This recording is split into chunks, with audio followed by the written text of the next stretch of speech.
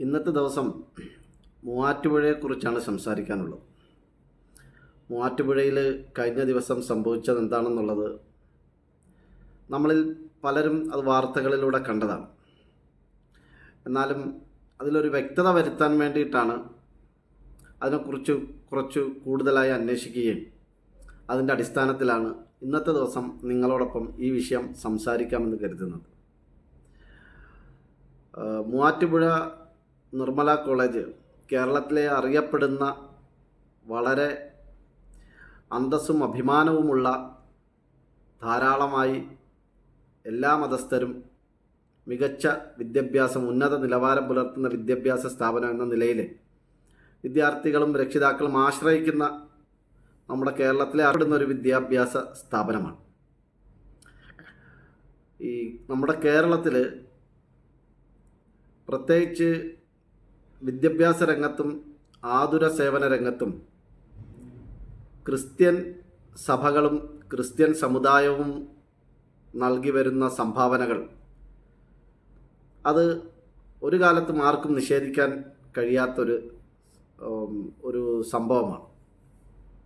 കേരളത്തിലുടനീളം വിദ്യാഭ്യാസ രംഗത്തും ആതുര സേവന രംഗത്തും വലിയ വലിയ സ്ഥാപനങ്ങളും അതുപോലെ തന്നെ ഹോസ്പിറ്റൽ ശൃംഖലകളും ക്രിസ്ത്യൻ സമുദായങ്ങളും മാനേജ്മെൻറ്റുകളും ധാരാളമായി നടത്തുന്നുണ്ട്. അതൊക്കെ പലതും വലിയ വിജയവും ഉന്നത നിലവാരം പുലർത്തുന്നവയുമാണ്. അങ്ങനെയുള്ള ക്രിസ്ത്യൻ മാനേജ്മെൻറ്റിൻ്റെ കീഴിലുള്ള ഒരു സ്ഥാപനമാണ് മൂവാറ്റുപുഴയിലെ നിർമ്മല കോളേജ്. അവിടെ പുതുതായി ഉണ്ടായ ഒരു പ്രശ്നം എന്താണെന്ന് വെച്ചാൽ, ഈ കോളേജിൽ വെള്ളിയാഴ്ച ദിവസങ്ങളിൽ മുസ്ലിം വിദ്യാർത്ഥികൾ കുറച്ച്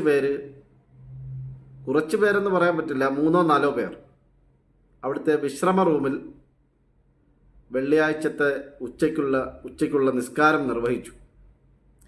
ഇത് ഇന്നോ ഇന്നലെയോ അതല്ലെങ്കിൽ കഴിഞ്ഞ വെള്ളിയാഴ്ചയോ അതിന് മുമ്പത്തെ വെള്ളിയാഴ്ചയോ കഴിഞ്ഞ മാസമോ അതിനു മുമ്പത്തെ മാസമോ കഴിഞ്ഞ വർഷമോ അതിനു മുമ്പത്തെ വർഷമോ തുടങ്ങിയ ഒരു സമ്പ്രദായമല്ല. പെൺകുട്ടികളിൽ 3-4 പേർ അവിടെ അവർക്ക് അനുവദിച്ചിരിക്കുന്ന വിശ്രമ റൂമിൽ നിസ്കരിക്കുന്നത് കാലങ്ങളായുള്ള പതിവാണ്.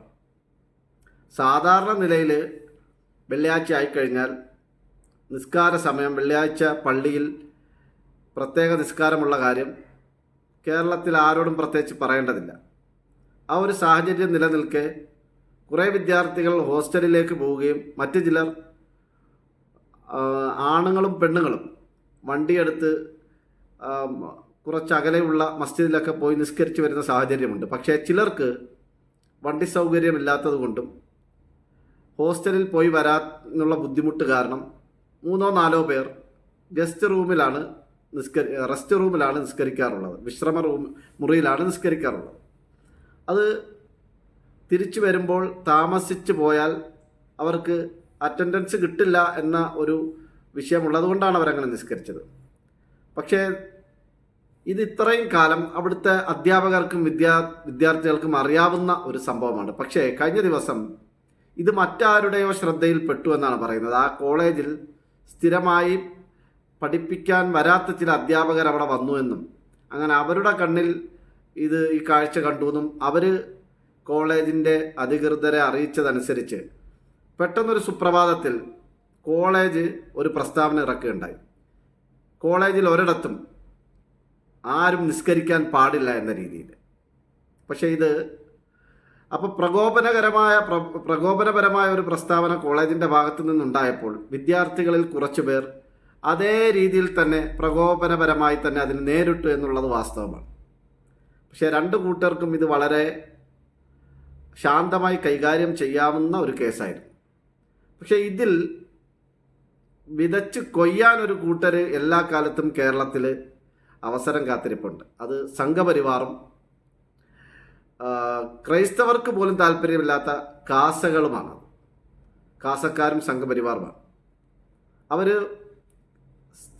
സ്വാഭാവികമായിട്ടും വർഗീയതയ്ക്ക് ചാൻസ് ഉണ്ടെങ്കിൽ പിന്നെ സംഘപരിവാറിനും കാസക്കാർക്കും പിന്നെ ഇരിപ്പുറയ്ക്കില്ല എന്നുള്ളത് നമുക്കറിയാവുന്നതാണ്. കേരളത്തിൽ അവർ വളരെ അസ്വസ്ഥരാണ്, സംഘപരിവാറും കാസക്കാരും. കാരണം അവരുടെ ഒരു അജണ്ടയും കേരളത്തിൽ വില പോകുന്നില്ല. കളമശ്ശേരി കൺവെൻഷൻ സെൻറ്ററിൽ നടന്ന സ്ഫോടനത്തിൽ 8ഓളം പേരുടെ മരണത്തിന് കാരണമായ, കൊലപാതകത്തിന് കാരണമായ സംഭവം പോലും അത് മുസ്ലിങ്ങളാണെന്ന രീതിയിലാണ് ആദ്യത്തെ സമയങ്ങളിൽ ഒരു കേന്ദ്രമന്ത്രി അടക്കം അത് പ്രചരിപ്പിച്ചത്. അതുപോലെ തന്നെ കൊല്ലത്തെവിടെയോ ഒരു സൈനികനെ ആക്രമിച്ച് അദ്ദേഹത്തിൻ്റെ ശരീരത്തിൻ്റെ ഭാഗത്ത് പിന്നെ പോപ്പുലർ ഫ്രണ്ട് എന്ന് എഴുതിയെന്നൊക്കെ അവകാശപ്പെട്ട ഒരു സംഭവം, വ്യാജ വാർത്ത, അതും ഒരു കലാപത്തിന് കോപ്പുകൂട്ടി പ്രതീക്ഷകൾ തകർന്നു പോയ സംഭവമാണ്. അപ്പോൾ ഇങ്ങനെ പലതരത്തിലുള്ള വ്യത്യസ്തമായ തലത്തിലുള്ള ധാരാളം സംഭവങ്ങൾ പരീക്ഷിച്ച് പരാജയപ്പെട്ടിരിക്കുന്ന ഒരു കൂട്ടർ സ്വാഭാവികമായിട്ടും ഇങ്ങനൊരു വാർത്ത കിട്ടുമ്പോൾ സടകുടഞ്ഞെഴുന്നേൽക്കുക സർവ്വസാധാരണമാണ്. അതുകൊണ്ട് തന്നെ നമ്മുടെ കേരളത്തിൻ്റെ മതസൗഹാർദ്ദ പാരമ്പര്യവും കേരളത്തിൻ്റെ സമാധാന അന്തരീക്ഷവും ഒരു കാലത്തും സംഘപരിവാറിനും കാസകൾക്കും ദഹിക്കാത്തൊരു കാര്യമാണ്. അവരോട് നമ്മൾ മതസൗഹാർദ്ദത്തെക്കുറിച്ച് പറഞ്ഞിട്ടോ സമാധാനമുള്ള ശാന്തതയുള്ള അന്തരീക്ഷത്തെക്കുറിച്ച് സംസാരിച്ചിട്ടോ കാര്യമില്ല. കാരണം അവരുടെ രക്തത്തിൽ അതില്ല.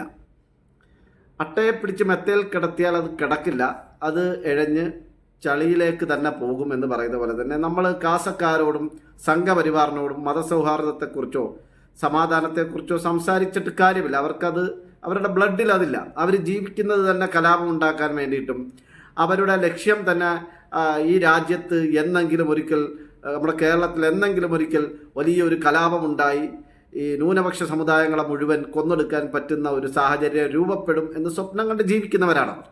പക്ഷെ അത് ലോകാവസാനം വരെ നടക്കാൻ പോകുന്നില്ല എന്നുള്ളതാണ് എല്ലാവർക്കും അറിയാവുന്ന ഒരു സത്യം. ഏതായാലും കാര്യങ്ങൾ ഇങ്ങനെ ആയിരിക്കെ തുടക്കത്തിൽ തന്നെ സംഘപരിവാറിൻ്റെ അജണ്ട തിരിച്ചറിയുകയും ഇതിൽ സംഘപരിവാറിൻ്റെ പ്രത്യേക താല്പര്യമാണെന്ന് മനസ്സിലാക്കുകയും ചെയ്ത മലയാളികൾ എല്ലാ കാലത്തും എല്ലാവർക്കും മാതൃകയാണ്. ഏതായാലും ഈ കോളേജിൽ ഈ കുട്ടികൾ ഒരു 4-3 പേർ 2-3 മിനിറ്റ് കൊണ്ട് തീരുന്ന ഒരു നിസ്കാരത്തെ ഇത്ര രീതിയിൽ വഷളായി ചിത്രീകരിക്കാൻ ഈ നിർമ്മല കോളേജിൻ്റെ മാനേജ്മെൻറ്റിനെ സ്വാധീനിച്ചവരാരാണെന്നുകൂടി പുറത്തു വരേണ്ടതുണ്ട്. അവരുടെ പ്രത്യേകമായ താല്പര്യവും നമ്മൾക്കറിയേണ്ടതുണ്ട്.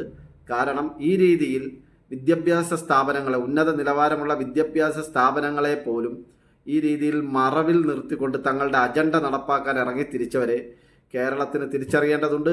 ആ രീതിയിൽ അവരെ കൈകാര്യം ചെയ്യേണ്ടതുണ്ട്. അതുകൊണ്ട് നിർമ്മല കോളേജിൻ്റെ അധികൃതർ, നിർമ്മല കോളേജ് എന്ന് പറയുന്നത് കേവലം മാനേജ്മെൻറ്റ് കോളേജല്ല, അത് സർക്കാർ ശമ്പളം നൽകുന്ന എയ്ഡഡ് കോളേജാണ്. അതുകൊണ്ട് തന്നെ സ്വാഭാവികമായും സർക്കാർ ഈ വിഷയത്തിൽ ഇടപെടുകയും ഇക്കാര്യത്തിൽ ഈ സമാധാന അന്തരീക്ഷം വഷളാക്കാൻ ഇറങ്ങിത്തിരിച്ചവരെ നിയമത്തിന് മുമ്പിൽ കൊണ്ടുവരികയും വേണം.